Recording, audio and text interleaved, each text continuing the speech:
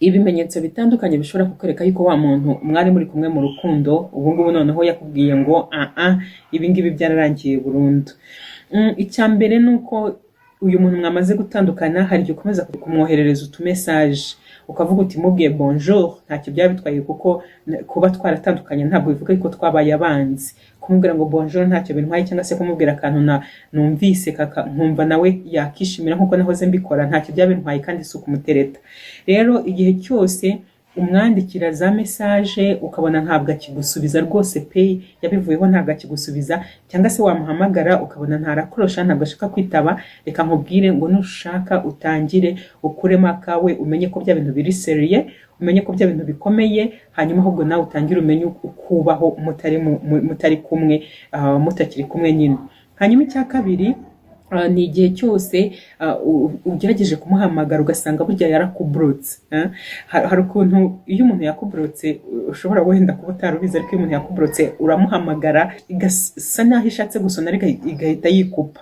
So igihe cyose rero yakuburutse cyangwa se umwandikira n'ubutumwa muri za message, yaba ari kumuhamagara cyangwa kugira gute ntibimugereho, mu gihe yakuburutse ari ubyikoreye atari kuvuga ngo n'undi muntu wabimukoreye, reka nkubwire ngo nushaka ukure y'amaso yarakuburutse nyine, kuko ntago ashaka contact nawe, ubwo ushatse ubuzima bwakomeza ugashakisha uburyo ukomeza kubaho mutari kumwe, kandi ugashaka kuri byishimo bindi bitari we, ugashaka uburyo ibitekerezo byawe bimuhoraho bigomba kumuvaho byanze bikunze.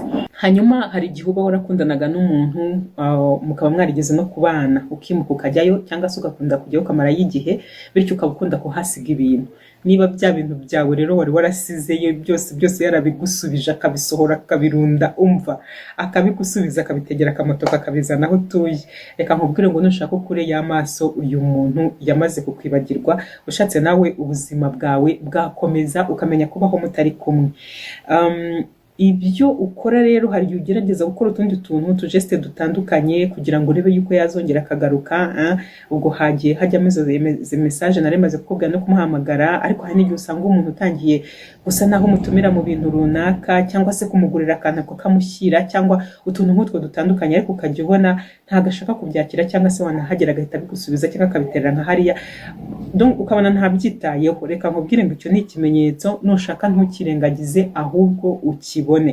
Hari igihe noneho ukomeza gukora ibintu byinshi bitandukanye, nubwo rwose bitari kwakirwa, wowe ntubirebesha amaso ngo ufungure amaso yawe ubone ko bitari kwakirwa, ariko ukibagirwa yuko we noneho nta kintu na kimwe ari gukora, nta geste n'imwe ari gukora ikwereka yuko koko yifuza yuko mwakabaye musubirana.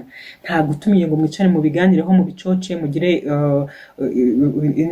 uko mubifata, nta nubwo wenda akwandikiye wenda inshuro imwe ngo agusaba imbabazi cyangwa se ngo akubwire ati iki, nta kintu na kimwe ajya akora ngo akwereke yuko ashobora kuba yicuza ko mwatandukanye. Icyo gihe nushaka ukure y'amaso. Noneho iyo buriya urimo utandukana n'umu ex wawe, wa muntu mwakundanaga murimo mutandukana, akakubwira ati ndananiwe nukuri uru rukundo rwacu ndarurambiwe, akabivuga kwa kuntu avuga akaniruhutsa akagira aho kwiruhutsa, ukabona koko ni ibintu umuntu yahaze, ni ibintu umuntu byamugeza. Reka nkubwire ngo iyo ni sinye ikomeye cyane ikwereka ko uyu muntu mwakundanaga ibintu by'urukundo yabivuyemo, kandi koko yabivuyemo akomeje, nta bintu by'imikino. Noneho niba warakundaga kujya muri famiye ye bakagukunda bakakuganiriza, ariko noneho kuva mwatandukana akaba yararangije kubibwira famiye ye ko mwatandukanye, wajyayo ukabona ntabwo bakikwishimiye nka mbere, ukabona nta numwe kwitayeho. Kubera iki? Kubera ko ntabwo muzanye na wa muntu wabo mwakundanaga, usigaye urimo kuza wenyine, donc barabibona yuko umeze nkaho ushaka kongera kumuwininga cyangwa se kongera kumubona ubanyuzeho. Reka nkubwire ngo nutangira kubona noneho famiye nawe yatangiye kukwinuba, nushaka kuvuga uti ibingibi mbivuyemo birarangiye, kubera yuko niho bakagusapotinze, niho bagatumye nibura yongera kukugarukira, none nabo ubwo ntabwo bakiri mu ruhande rwawe.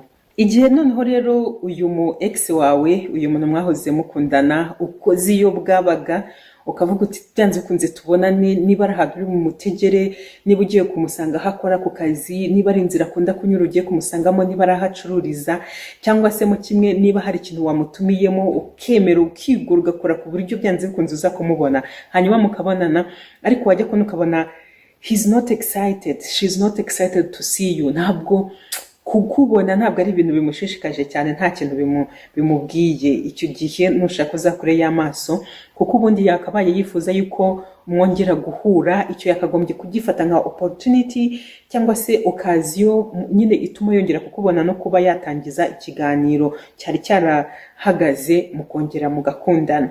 Noneho rero iyo uyu muntu mwahoze mukundana ugiye kubona ukabona agiye ku mbuga nkoranyambaga ze atangiye gushyiraho umuntu basigaye bakundana, aho ngaho ho rwose nushaka uzakore y'amaso, utangire nawe wubake ubuzima bwawe, were gukomeza gutegereza ibintu bitagikunda cyangwa se gukomeza gushyira y'amaso kandi ibintu byarahindutse.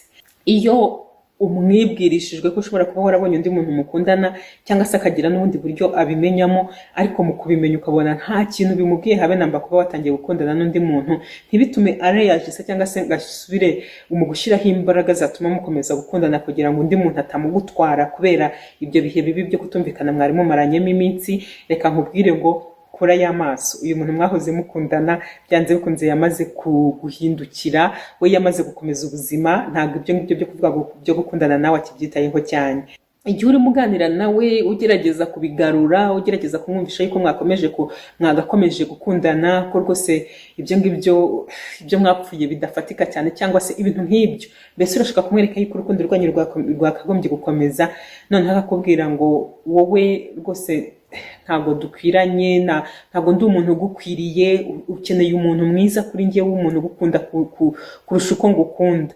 Ntabwo ari uko bari kukugirira impuhwe cyane, ashaka kubereka ngo ukeneye undi muntu ngo uzi gukunda, ngo ukeneye umuntu uri serious, ngo ngewe ngo nazakubabaza, ngo nazagira gute.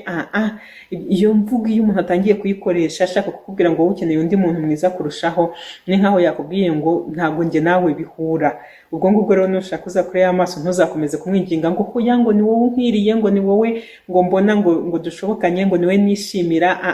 Ubwo uri kujya mu busa nyine, yamaze kukwereka yuko mutagikwiranye, nyine ntabwo muri ku rugero rumwe.